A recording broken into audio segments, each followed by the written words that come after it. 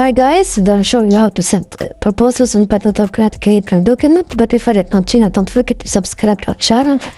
So first, log into your PandaDoc account and head over to the dashboard here, and the left side bar, click on templates, and here, for example, shows email templates or content library templates. Let's choose email template.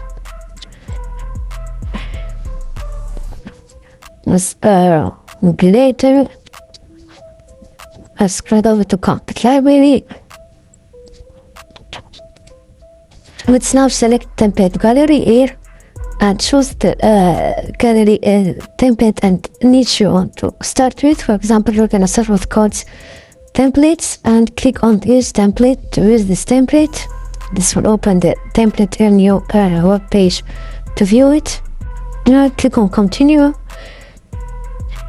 And here it is, our template is successfully added to our PandaDoc element and we can now send proposals to it.